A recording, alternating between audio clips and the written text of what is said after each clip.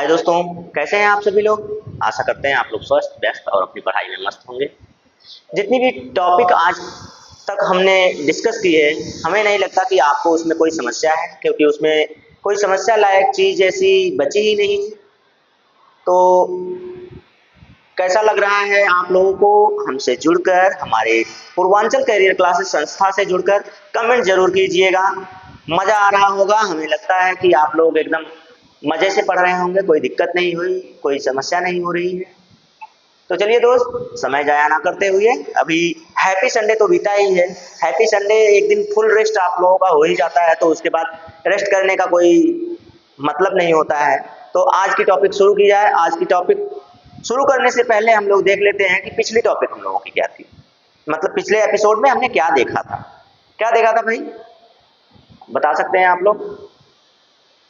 जड़, तना, पत्ती, एकदम क्रम से चल रहे हैं हम लोग। जड़, तना, पत्ती। पत्ती के बाद अब क्या नंबर आना चाहिए? तो अब नंबर आना चाहिए पुष्प का। क्या नंबर आना चाहिए भाई? किसका नंबर आना चाहिए? पुष्प का नंबर आना चाहिए। तो चलिए आज पुष्प पर डिस्कशन करते हैं। पुष्प होता क्या है जरा ये बताइएगा। पौधे, आप लोग पौधे, पेड़, वृक्ष जो भी कहते हो, प्लांट, ट्री जो भी कहते हो आप लोग, अच्छी बात है, लेकिन जरा ये बताइए कि पौधे का जनन अंग कौन सा भाग होता है? पौधे का जनन अंग कौन सा भाग होता है ये आप लोग बता दीजिए। तो आज हम लोग जिस पर चर्चा करेंगे वो तो पुष्प है। पुष्प क्या है, पुष्प का कार्य क्या है, पुष्प के भाग कौन से हैं, इनके बारे में जानेंगे। तो इतनी टॉपिक आज हमें कवर करना है, ठीक है। आइए देखते हैं, चलते हैं भाई अपने स्मार्ट बोर्ड पर। तो स्मार्ट बोर्ड सादा सादा क्यों है भाई? लीजिए, पुष्प आ गया आपका। क्या आ गया? पुष्प आ गया। अब इस पे कुछ लिखा पढ़ा भी गया है, लेकिन देखिए, common flower parts. Common flower parts का मतलब कि एक सामान्य पुष्प में कितने भाग होते हैं, वो सारी चीजें इसमें है। तो सबसे पहले मैं आपको यहाँ नहीं, मैं आपको दूसरी चीज दिखा दूं, पुष्प के बारे में बता दूं, उसके बाद उस पर चर्चा करते हैं। तो फाइल में चलते हैं।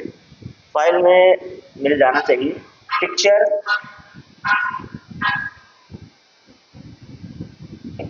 चलिए पिक्चर पर चलते हैं। पिक्चर में हमने कुछ डाउनलोड किया था, उसको देखेंगे, उसके बाद आगे बढ़ेंगे। लीजिए, तो सबसे पहले आप लोग ये देखते हैं कि पुष्प नाम सुनते ही आप लोगों के दिमाग में तो यही आ जाता है कि भाई पुष्प, सबसे बढ़िया पुष्प आपका आता है जिससे आप लोग दोस्ती रिश्तेदारी बनाते हैं। जिस पुष्प को देकर वो आपके सामने है। ये कौन सा पुष्प है भाई? तो रोज। क्या कहते हैं इसे? रोज कहते हैं, मतलब गुलाब कहते हैं। रोज का मतलब ऐसा है कि ऐसा पुष्प जिसे रोज किसी को गिफ्ट कीजिए, यही एक पुष्प है। क्या है भाई? तो ऐसा पुष्प जिसे रोज गिफ्ट कीजिए। गुलाब को अंग्रेजी में रोज कहते हैं, तो रोज को रोज गिफ्ट कीजिए, ठीक है। तो इस पुष्प का आप लोग बहुत ज्यादा फायदा उठाते हैं। किसी को गिफ्ट करना हो, पुष्प दे दीजिए। किसी की तुलना करनी हो, पुष्प से कर दीजिए। किसी की कोमलता से तुलना करनी हो, पुष्प से कर दीजिए। तो वही है ना, फूल तुम्हें भेजा है खत में। तो ये आपको भटका देता है आपके रास्ते से। इस पुष्प को आप लोग सफलता के बाद लीजिए तो बहुत अच्छा है। देखिए, पुष्प जो होता है ये सभी कामों पर आता है भाई। पुष्प आपके अंत्येष्टि में भी आता है, पुष्प आपकी सफलता पर भी आता है। मतलब किसी का स्वागत करना हो तब भी पुष्प लगता है, किसी का अंतिम संस्कार करना हो तब भी पुष्प लगता है। तो पुष्प बड़ा ही महत्वपूर्ण माना जाता है। ये हर जगह पर मिलता है। अपने दोस्त को खुश करना है तो गिफ्ट कर दीजिए, क्या? पुष्प, फूल। अब वो एक तो मैंने बता ही दिया है। आपके जो गाने बने हुए हैं, गानों में देखेंगे तो ढेर सारा यही चलता रहता है, एक ही शब्द का नाम ही आता है, पुष्प, फूल, पुष्प, फूल, बस कलियां, फूल, पुष्प, यही चलते रहते हैं। तो पौधे में सबसे ज्यादा नाम किसका आता है? फूल का आता है। सबसे ज्यादा काम किसका आता है? फूल का आता है। तो ये आप लोगों का जो समय है, उस समय आप लोग पुष्प का किस तरह से उपयोग करते हैं, ये आप लोगों के मन में आ चुका है। आप लोग मुस्कुरा रहे हैं, अच्छी बात है, समझ गए हैं आप लोग। तो चलिए चलते हैं। इस पर तो हम लोग बताएंगे नहीं, इस पर कोई डिस्कशन नहीं करना है, बस इस पे आप लोगों का जो आज का दिन है उसको थोड़ा सा अच्छा बनाने के लिए, आकर्षक बनाने के लिए मैंने इसे भी रख दिया था कि आप लोग देख लेंगे। तो चलिए हमारी तरफ से आप लोगों को ये उपहार, ठीक है, पुष्प। और कौन सा पुष्प है ये आप लोग जानते हैं, लीजिए ये पुष्प आपका दिख रहा है। तो इस पुष्प के आधार पर ही हम लोग पढ़ेंगे। पुष्प का जो भाग होता है, सबसे पहला तो देखते हैं आप, पुष्प होता है, पुष्प के कितने भाग होते हैं। तो भाग की बात करेंगे तो भाग तो पुष्प के 4 ही होते हैं। एक होता है बाह्य दलपुंज, दूसरा होता है दलपुंज, तीसरा होता है स्त्री केसर और चौथा होता है पुंकेसर। ठीक है, 4 ही भाग होते हैं पौधे के, लेकिन पुष्प के, लेकिन उसमें भी कुछ भाग होते हैं जिनके बारे में आपको जानना है। तो आज हम निषेचन नहीं पढ़ेंगे, निषेचन पढ़ने में बहुत लंबी टॉपिक चली जाती है। आज हम सिर्फ पुष्प के बारे में, पुष्प के भाग के बारे में पढ़ेंगे, ठीक है। तो चलिए, अगर कहिए तो यहीं पर हम शुरू कर दें, लेकिन चलिए बोर्ड पर शुरू करें। आइए बोर्ड पर शुरू करते हैं हम लोग। अपने जो बोर्ड अभी अभी हमने लिया था, इस बोर्ड पर शुरू करते हैं। तो बोर्ड में ज़्यादा अच्छा पड़ता है, पढ़ने को तो वहाँ भी हम लोग पढ़ सकते थे, लेकिन यहाँ ज़्यादा अच्छा पड़ता है। तो चलिए, पुष्प क्या होता है भाई? तो पुष्प के बारे में जानना है तो पुष्प के बारे में पहले पुष्प की परिभाषा ही देख लीजिए, पुष्प होता क्या है। पुष्प क्या होता है? तो सबसे पहले, अब इसे कलरफुल ही लिखना अच्छा है, तो कलरफुल में ही लिखा जाए पुष्प। पुष्प को क्या कहते हैं भाई? फूल कहते हैं। अंग्रेजी में मत कह दीजिएगा, नहीं तो ये तो कुछ ज्यादा ही हो जाएगा। क्या हो जाएगा? फ्लावर हो गया, ठीक है, फ्लावर। तो पुष्प हो या फूल हो या फ्लावर हो, आप लोग कली सबसे ज्यादा समझते हैं तो उसे भी समझ लीजिएगा, ठीक है, तो वो भी अलग बात है। आइए, पुष्प क्या होता है? तो पुष्प पादप का जनन अंग होता है। पुष्प पादप का क्या होता है? जनन अंग होता है।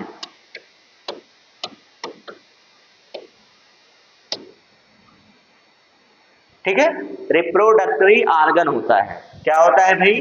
रिप्रोडक्टरी आर्गन होता है। कौन? तो ये पुष्प, रिप्रो।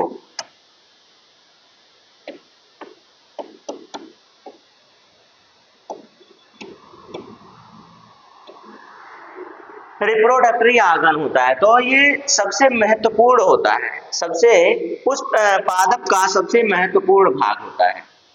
पादप का क्या होता है? पादप का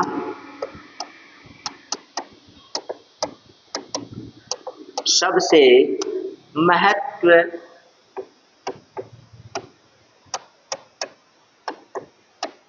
पूर्ण तो हो गया है, महत्वपूर्ण अंग कहिए या भाग कहिए, ठीक है, भाग होता है। सही बात है भाई। यह रंग बिरंगा होता है, या कैसा होता है? यह रंगीन होता है। कैसा होता है भाई? तो रंगीन होता है, रंगीन होता है, ये आप लोग जानते हैं, रंग बिरंगा होता है, जिसके कारण पुष्प आकर्षक होते हैं, जिसके कारण पुष्प क्या होते हैं? आकर्षक होते हैं। कलरफुल नहीं रहेगा तो क्या आप उसे देखेंगे? नहीं देखेंगे ना। आकर्षक होता है, जब तक वो रंग बिरंगा और अच्छा ना हो तब तक आप लोग उसकी तरफ नजर भी नहीं घुमाएंगे। तो यही होता है, ठीक है, तो आकर्षक होता है।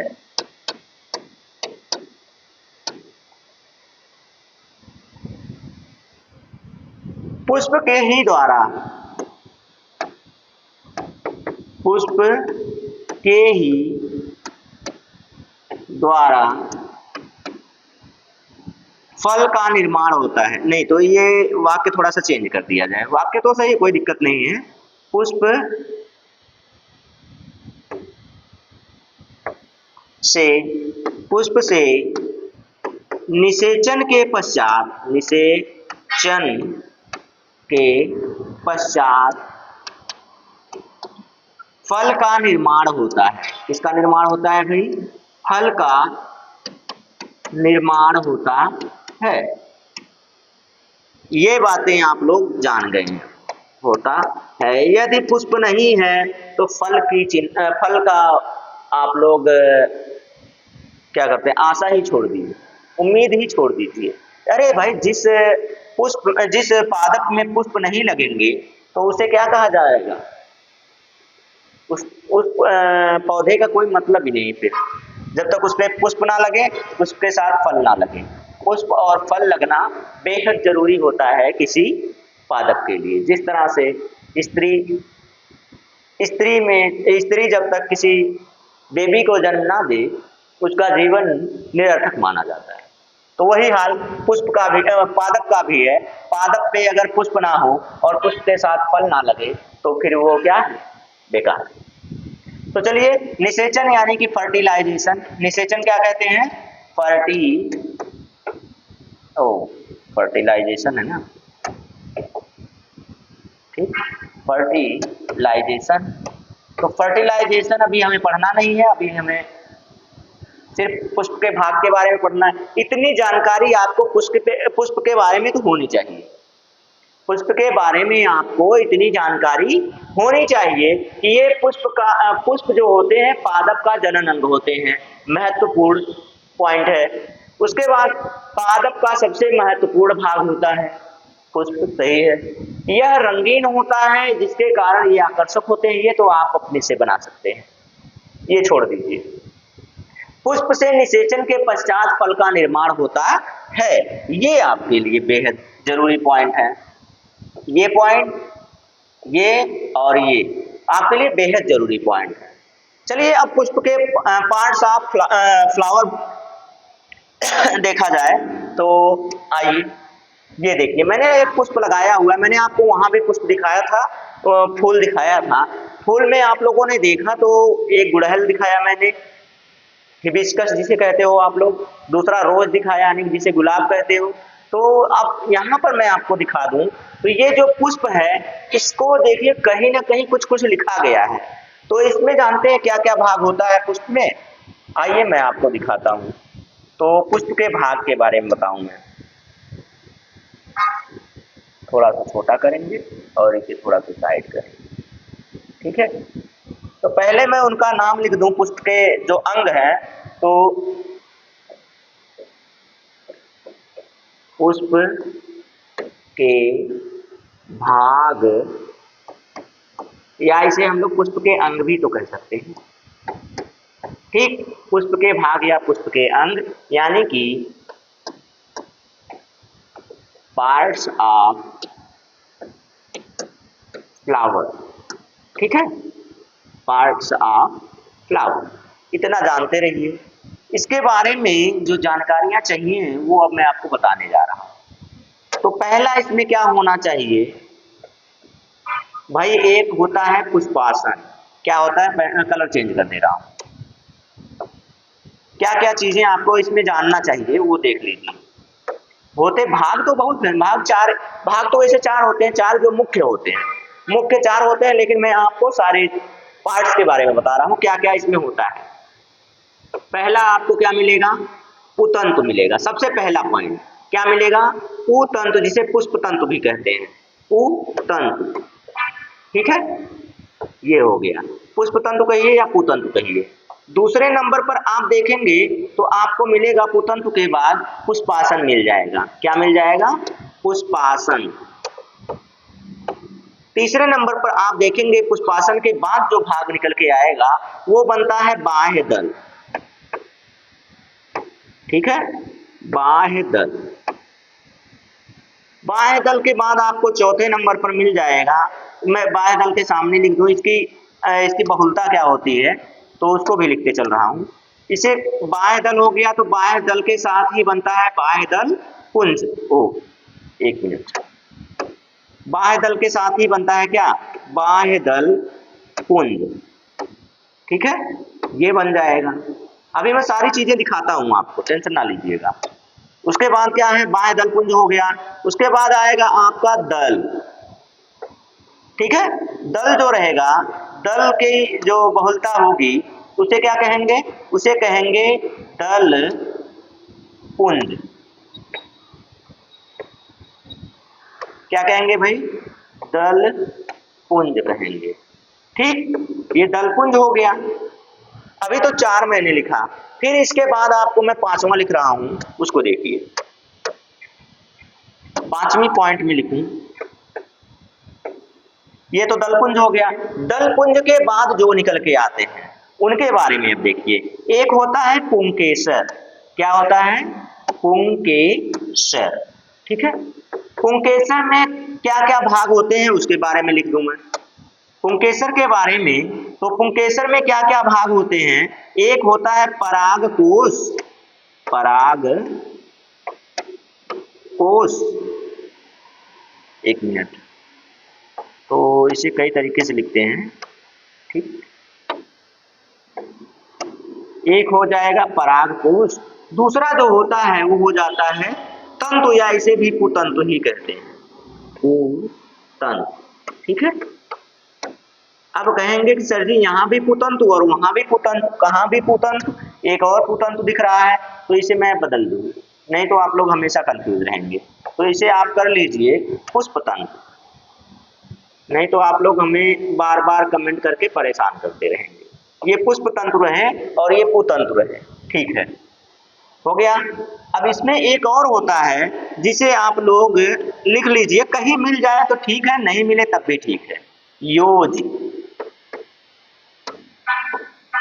ये मिल जाए तो ठीक है, नहीं मिले तो भी ठीक, कोई दिक्कत नहीं होती है। दो आप जानते रहिए, दो सबसे ज्यादा जरूरी हैं। छठे नंबर पर आप लिख लेंगे स्त्री केसर।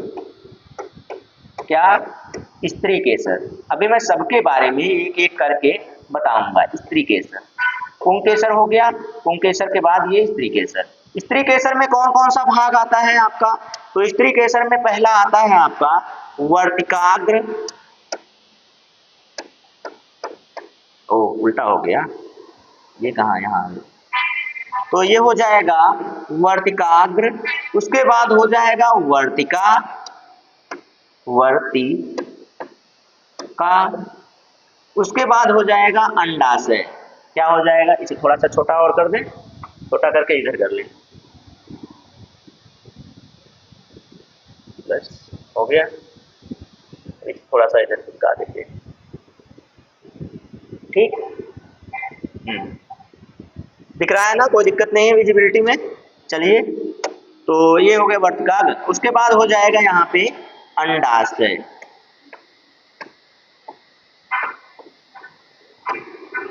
ठीक। पुष्प में बस इतने ही भाग होते हैं, और एक भाग होते हैं जो उनके बारे में भी लिख दो, नहीं तो आप लोग कहेंगे ये कहाँ चले गए। तो ये इनकी जब बहुलता होती है, इनकी बहुलता को, इनके प्लूरल को कहते हैं पुमंग।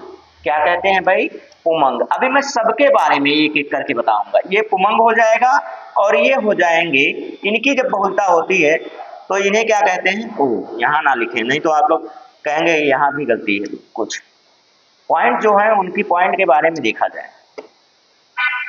जब इनकी बहुलता होती है, इसकी पुंकेसर की बहुलता होती है, तब जाके मिलते हैं पुमंग। और जब स्त्री केसर की बहुलता हो तो कहते हैं उसे जायांग। ये मैंने इनके अंगों के बारे में, इसके भाग के बारे में पूरा डिटेल्स रूप में लिख दिया है। जितने होते हैं सबका नंबर करके लिख दिया मैंने। अब मैं एक एक के बारे में बताऊंगा और एक एक के बारे में आपको समझाऊंगा, एकदम फिगर वाइज दिखाऊंगा। जो फिगर है अब उस पर ध्यान दीजिएगा। अभी आप लिखने पर ज्यादा कंसंट्रेशन ना दीजिएगा, आप कंसंट्रेट किस पर कीजिए, सिर्फ और सिर्फ मेरी बातों पर और इस बोर्ड पर। चलिए, सीधी सीधी बात है। सबसे पहला काम देखेंगे हम लोग, क्या देखेंगे, तो सबसे पहला काम किस कलर में देखा जाए, कलर कौन सा लिया जाए, ये कलर लिया जाए। चलिए, ये लाल कलर ही लिया जाए, रेड नहीं, रेड नहीं लेंगे, ब्लू ही लेते हैं। ये जो दिख रहा है आपको, ये डंठल जो दिख रही है यहां से यहां तक का भाग, ये कहलाता है पुष्प तंतु। क्या कहलाता है भाई? पुष्प तंतु, फ्लावर फिलामेंट। क्या कहलाता है? फिलामेंट कहलाता है। ठीक है। और उसके बाद ये वाला भाग जिस पर पुष्प आश्रित है, जिस पर पुष्प क्या किया गया है, पुष्प जिस पर टिका हुआ है, इसे कहते हैं पुष्पासन। इसे क्या कहते हैं भाई? तो इसे कहते हैं पुष्पासन।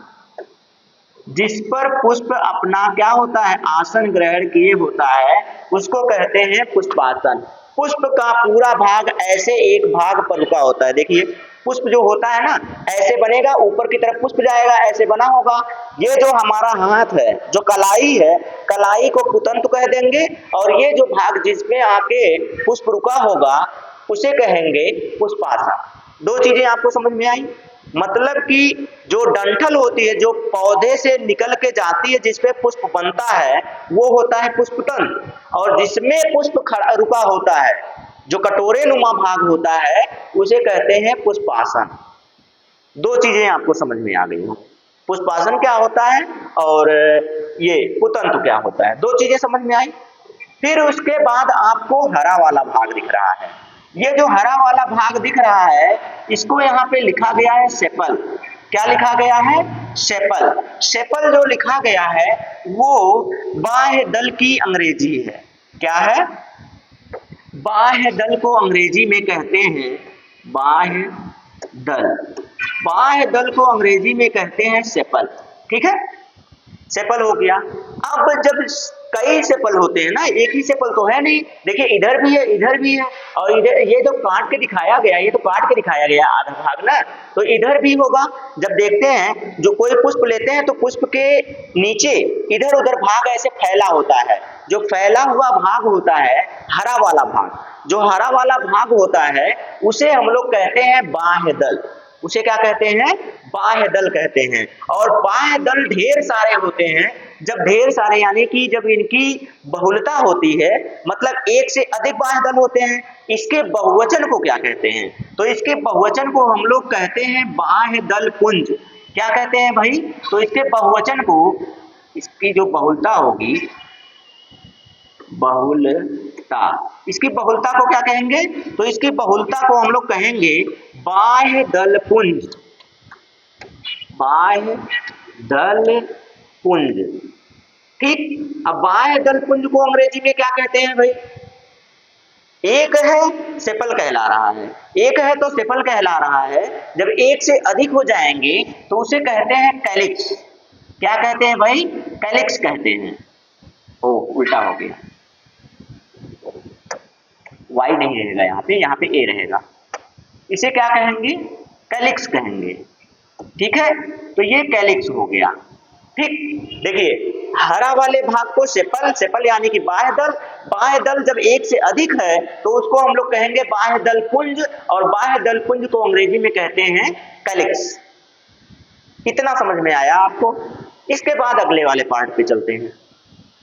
अगला वाला पार्ट जो आपके लिए सबसे जरूरी होता है, जब आप लोग गुलाब लेते हैं तो गुलाब की पंखुड़ियों को नोचते हैं। गुलाब की एक एक पंखुड़ी को क्या करते हैं? निकाल लेते हैं। जब गुलाब की एक एक पंखुड़ी को आप निकाल लेते हैं तो वही जो पंखुड़ी होती है, पंखुड़ी को हम लोग कहते हैं पेटल।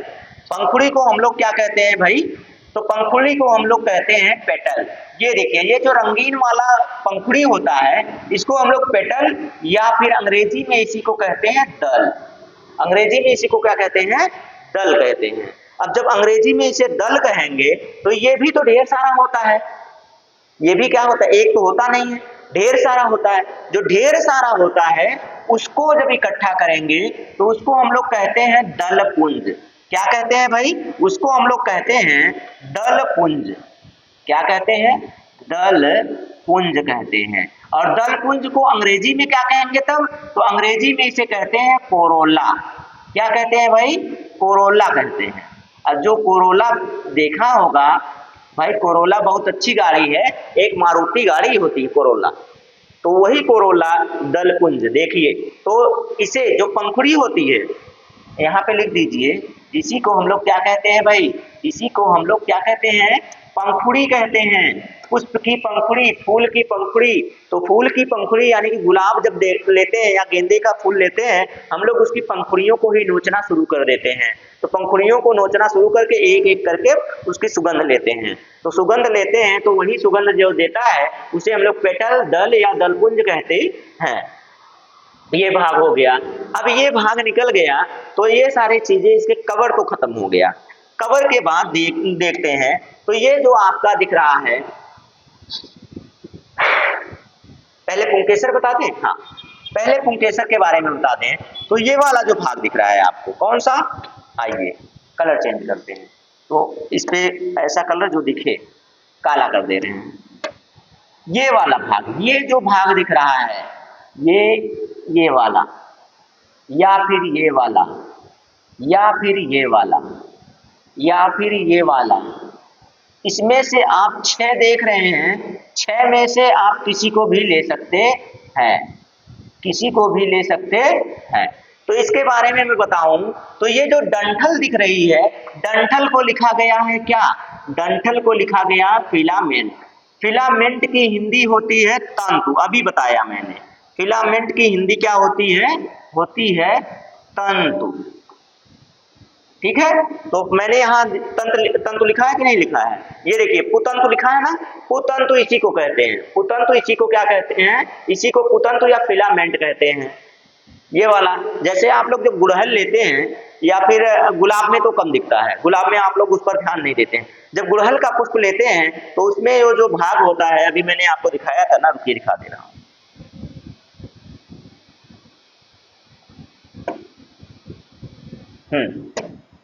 गुड़हल में आप लोग ये देखिए, ये जो भाग है ये निकल के आ रहा है ना, यहाँ पे रुकिए,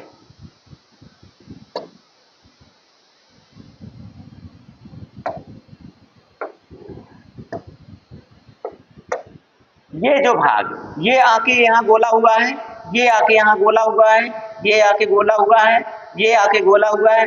तो ये जो गोले हुए हैं ऐसे निकल के, तो ये जो गुड़हल में होता है ये क्या होता है, यही फिलामेंट होता है। जो लाइन है इसे क्या कहेंगे, फिलामेंट कहते हैं। और ये जो गोला वाला भाग है इसे हम लोग कहते हैं एंथर।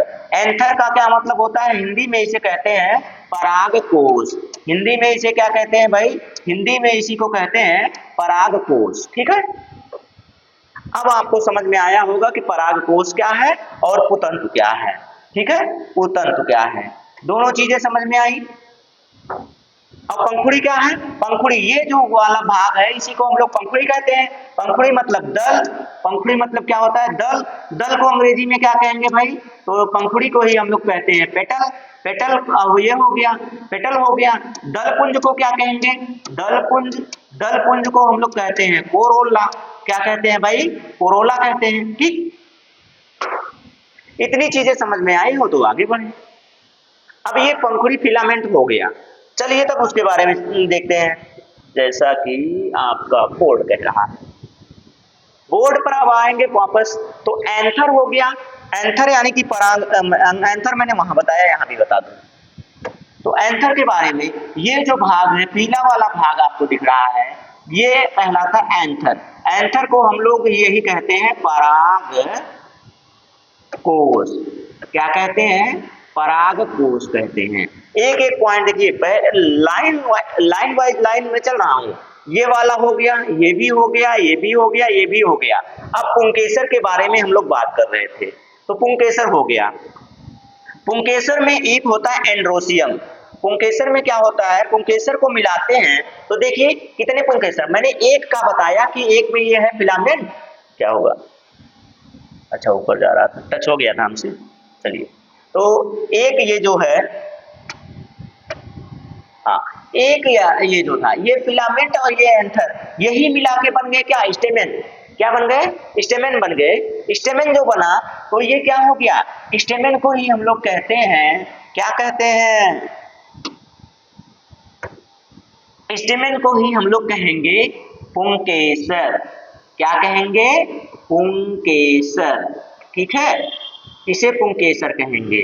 लेकिन ढेर सारे पुंकेसर दिख रहे हैं ना, तो जब ढेर सारे पुंकेसर हैं, यानी कि एक से अधिक जो पुंकेसर होंगे उनको हम लोग, जैसे इसको हम लोग अंगुली कहते हैं, जब ये अंगुलियां मिल जाती हैं तो इसे हम लोग पंजा कहते हैं। तो उसी तरह से एक है तो उसे हम लोग कहें पुंकेसर, लेकिन एक से अधिक हो गए तो उन्हें हम लोग कहते हैं पुमंग।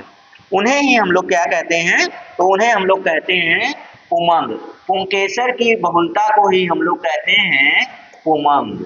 ठीक है। अब पुमंग को अंग्रेजी में क्या कहते हैं, तो इसे कहते हैं एंड्रोसियम।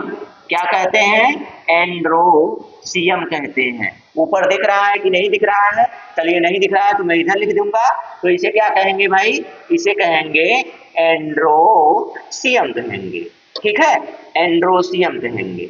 और ये जो पुंकेसर होता है, पुंकेसर को हम लोग कहते हैं पुष्प का नर जनन अंग।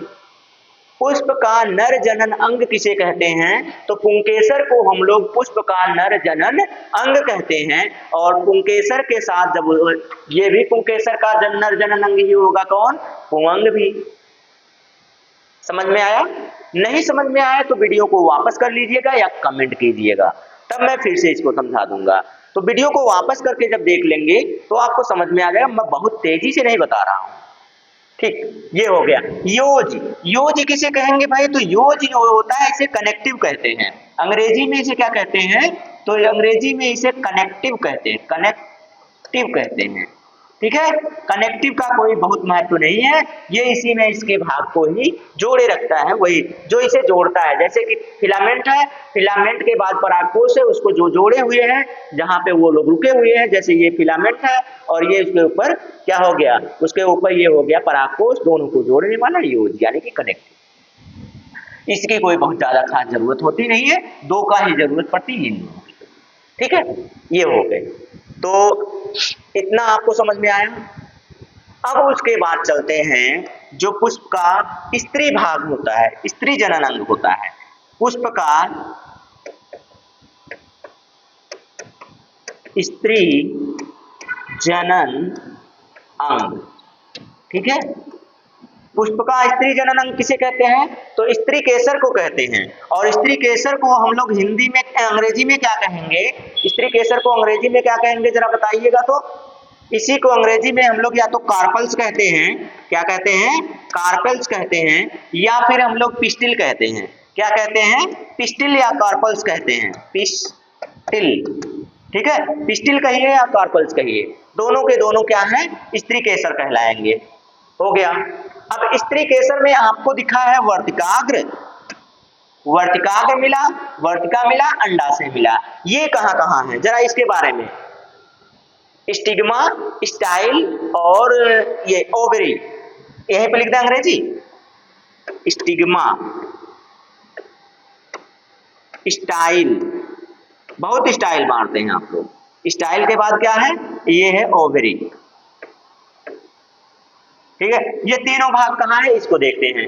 ये जो पुष्प में मेन वाला भाग गया होता है, जैसे अभी मैंने यहाँ दिखाया ना आपको, एक मिनट इस पर आना पड़ेगा, इसको फिर से देखते हैं, गुड़हल का पुष्प जो फिर से देखते हैं।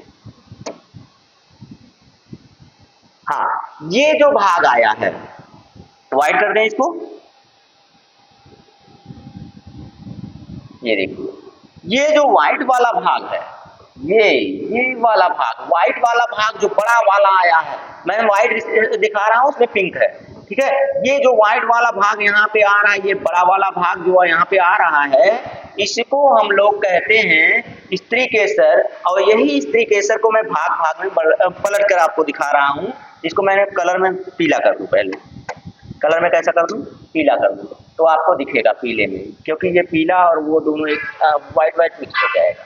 तो ये हो गया, यहाँ से निकल कर आया है, यहाँ आया है। ठीक है, अभी मैं आपको बता रहा हूँ। ठीक, ये हो गया। तो अब ये जो है, इस भाग को, ये जो मुहाने वाला भाग होता है, मुहाने पे जो चौड़ा सा भाग होता है थोड़ा सा, इसको हम लोग कहते हैं वर्तिकाग्र। इसे हम लोग क्या कहते हैं मेरे दोस्त, इसे हम लोग कहते हैं वर्तिकाग्र। और ये जो डंठल वाला भाग है, इसको हम लोग कहते हैं वर्तिका। इसको हम लोग क्या कहेंगे, वर्तिका कहेंगे। ठीक है, अब इसके बाद ये वाला जो भाग है, यहाँ जाके जो पुष्प के, जब पुष्प की सारी पंखुड़ियां आप लोग निकाल देते हैं, पुष्प की सारी पंखुड़ियां जब निकाल देते हैं गुलाब की, तो लास्ट में एक गोला सा भाग बचता है। लास्ट में गोला सा भाग बचता है कि नहीं बचता है? आप लोग बताइए, ईमानदारी से बताइएगा। जब आप लोग, चाहे आप गुड़हल का लीजिए, चाहे आप गुलाब का लीजिए, चाहे आप गेंदे का लीजिए, मैरीगोल्ड कहते हैं ना इंग्लिश में गेंदे के फूल को, तो उसको लीजिए, तो किसी का भी फूल आप लीजिए, जब आप लोग उनकी पंखुड़ियों को निकाल देंगे तो पुष्पासन के ऊपर गोल सा बैठा एक भाग दिखता है, जिसे हम लोग यहाँ से, जहां से ये डंठल निकल के आती है, उसे ही हम लोग अंडाशय कहते हैं। उसे हम लोग पुष्प का क्या कहते हैं? पुष्प का अंडाशय कहते हैं। ठीक है, इसे ही हम लोग पुष्प का अंडाशय कहते हैं। अंडाशय अंग्रेजी में क्या कहेंगे? ओवरी कहेंगे। ठीक है, लीजिए ये भाग हो गया।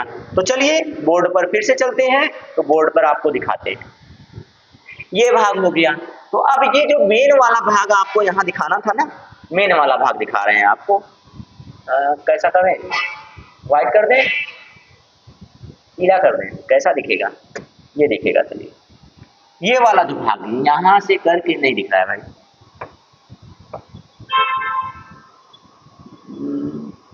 ब्लू दिखेगा, पीला दिखेगा, ब्लैक कर दे रहे हैं, सबसे अच्छा दिखेगा। ये देखिए यहाँ से ये जो भाग उठाया और ये चला आ रहा है, ये चला आ रहा है, ये गोले पर आया, ये गोला बन के फिर वापस ऐसे यहाँ तक आया। ये जो चौड़ा वाला भाग है इसको यहाँ से निकाल कर लिखा गया है स्टिग्मा। क्या लिखा गया है? स्टिग्मा। स्टिग्मा को ही कहते हैं वर्तिका। स्टिग्मा को ही क्या कहते हैं?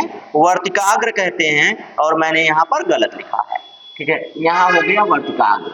याद आ जाता है कहीं सही लिखने पर। देखिए यहाँ पर मैंने गलत लिखा था, आप लोग नहीं समझ पाए।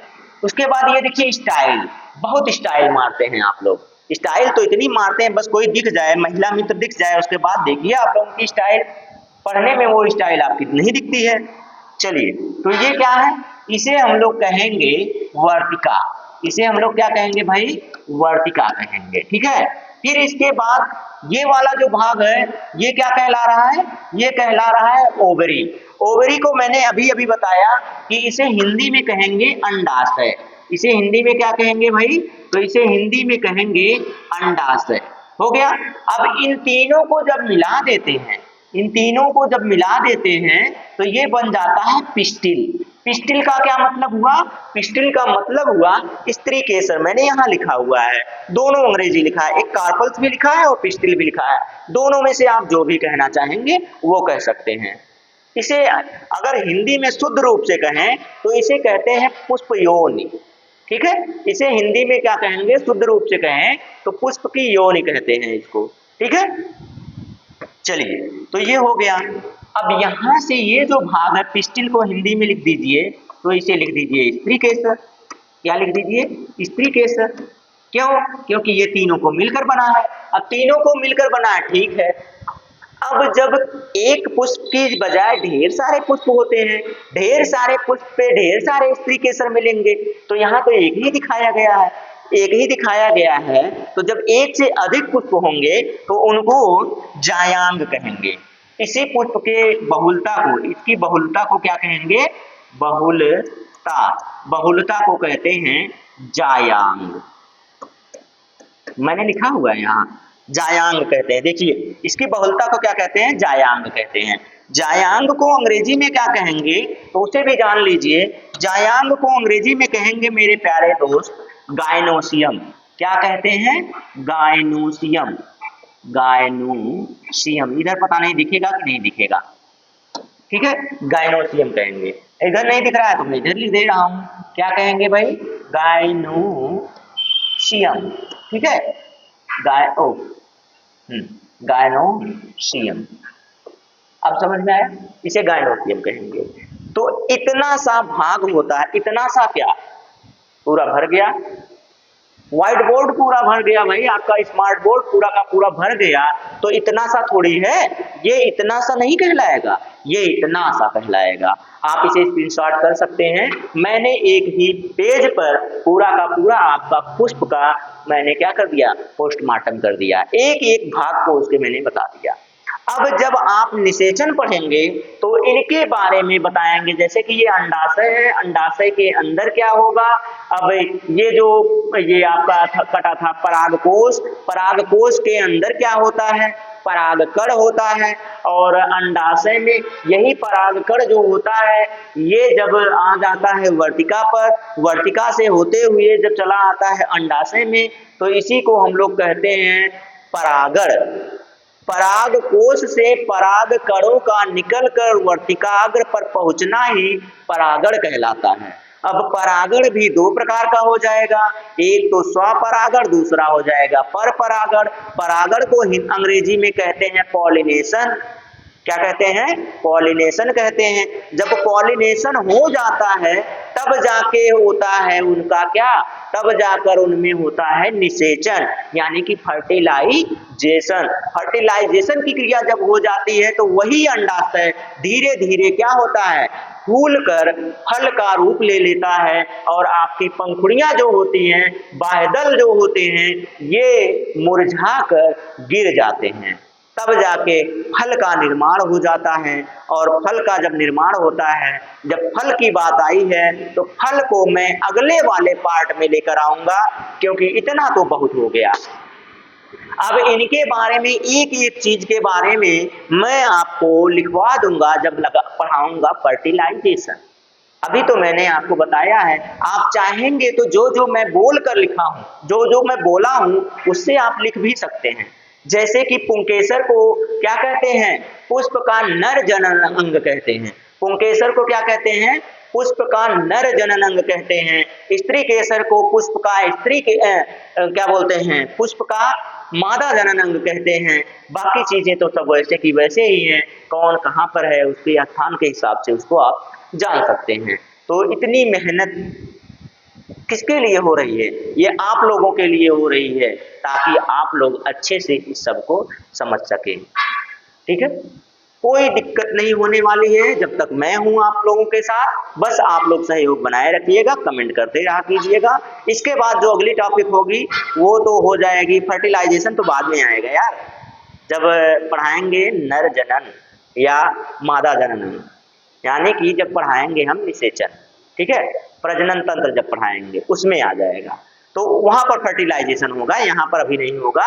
हम जान रहे हैं उत्सुकता आप लोगों की, तो कोई दिक्कत नहीं है, वो भी आप लोगों को बता दिया जाएगा। लेकिन ये अभी पुष्प के भाग के बारे में पढ़ा जा रहा था, तो ये अभी पुष्प के भाग हुआ, ठीक, पुष्प का भाग हुआ। इसके बाद अभी आएगा फल।